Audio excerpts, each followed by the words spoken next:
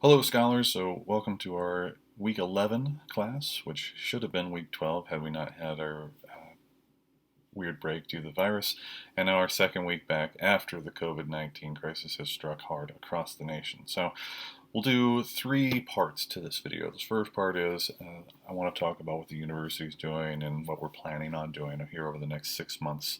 Second is what we're doing this week in class, and then the third will be sort of where I want to go with the course here for the rest of the semester now that things have changed a little bit. So first off, what's going on at the university? So I know a lot of you were signed up for in-person classes this semester, and those things have of course changed very dramatically. We do not have an official announcement from the university administration on whether or not we'll be back this semester, but I can tell you right now with great certainty that we will not step foot on the Bristol Community College campus again this semester. And I can tell you that with great certainty because the instructors that were teaching this summer have already been asked to convert their summer courses to online learning. And I'm one of those people. So it's highly unlikely that we will decide to come back for a week or two at the end of this semester to put our feet on the ground in those classes. And we've actually completely locked the campus down anyways. In point of fact, I can't even get into my office anymore. So now here I am in my kitchen, which is now my new de facto office, like a lot of you actually. And that's okay, right? We're taking the right steps to try and ensure your safety, and hopefully that's working out. What I am hearing from a lot of students, though, is that as these in-person classes have moved online, they suddenly become a lot more work. And a lot of you know this. Online learning takes a much different approach. It's more difficult to keep schedules. We have to fill in that 3 hours a week that we would have been in a physical classroom by doing some other sort of learning. And when we think about this from the university perspective, what we equate credits to is the amount of time you should be spending outside of class working on this. So if you take a 3 credit class, the expectation actually is that you'll spend 9 hours a week on that class. 3 of those hours are in person, and then 6 hours of outside work. So yes, some of those classes probably have gotten to be a little bit more daunting all of a sudden. And as you look at that and kind of prepare your own schedules here over last week, this week, and moving forward, I want you to think a little bit about your classmates that you had in your physical classrooms that have now been switched on to online learning, and maybe think about reaching out to some of them. Let's be real. Not everybody is equipped to do online remote learning. And I'm talking not just about your students, I'm talking about your instructors. And some of your classmates may be struggling with this. You have a unique opportunity right now as people that are very experienced with online learning to reach out and check in with them. It's kind of the right thing to do, and we know that. But also it's a chance for you to get back and do a little bit of socializing. So think about maybe doing that for some people. Think about the people in your class that you want to keep in touch with, some of the folks that maybe you think might be struggling. And don't reach out and be like, hey, I think you're an idiot, so listen to me. Reach out and say, hey, I just want to check to see if you're doing okay. Is there anything I can help you with? Let me tell you about how I approach online learning. Because I might not be getting that from anywhere else. And here we are, in a communication class. Might not be the worst thing in the world for you to practice some of those skills, right? So let's talk about what we're doing this week in class. So we're going to follow up resume week with cover letter writing.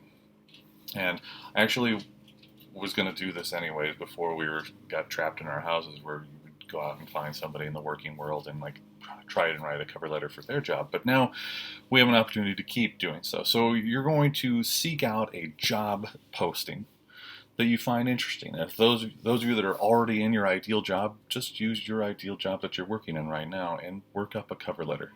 And it may be for like the top position that you're looking for. It might be for an entry-level position, but cover letters are often expected of you. They are intended to explain why you're the right person for the job. So they need to reflect what's in a job posting. They need to reflect how you can help improve whatever company that you're applying to needs to reflect that you understand something about that company and that you're definitely going to bring something to them. And if you look under week 11, we just have the one thing there. It's a cover letter building and discussion assignment, and it's assignment and discussion rolled into one this week. It has some rules there written out for you, some helpful advice. Also has a link to our Career Center at the BCC campus, because like a lot of services, they're still operational. You just can't physically go and sit down with anybody. So take a look at that. Your initial post will be, like usual, due Thursday evening at 9 p.m., and it will be a draft of your cover letter. It doesn't have to be immaculate or amazing. This is something that many of you have never done before. So it's a chance for you to get started on that. And that's important, right? And your responses, and I hope you'll jump into this. So there's a couple things I'm asking for your responses this week, and you see that written there if you've already gone and looked. It's one, what's really good about this? Like how are your classmates representing themselves well through their writing? And two, what maybe could we improve a little bit to make us a little bit more marketable, something that we might think about as we change this going forward? And this is something that's going to tie into how we're going to finish out the course. We're going to just put together a portfolio of items that will help you hopefully later on in life. So I'm going to send everybody feedback on their resumes that they submitted. I'm going to send you all feedback on your cover letters. Next week we'll probably talk about answering interview questions and maybe even creating them. And we're going to put together a portfolio for ourselves that we can refer back to once you get into applying for different jobs upon graduation, or for those of you that are already working, maybe applying for a higher level position within your company, or if you find something that you think might be a little bit better for you, something you can refer back to and work up a little bit more. So we'll finish up with a portfolio project. If you have any questions, please don't be afraid to reach out. You've got my email. You can reply to the weekly email I send out telling you the things are ready, or go to the general questions area on the content, in the course content tab, and put up a question there. If you want to sit down and chat in person or virtually in person, let me know. I'm happy to set up a Skype, Zoom meeting, or whatever it is that we're working on right now.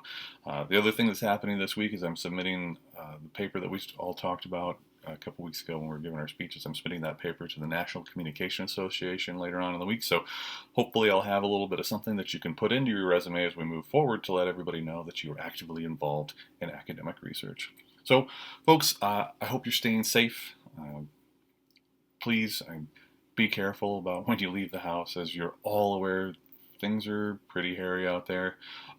But do get out and go for walks. In particular, when I say today, I mean Monday of this week, because I'm looking out my window right now, and it's going to be 65 degrees here in Rhode Island. Go for a walk. Don't hang out with anybody.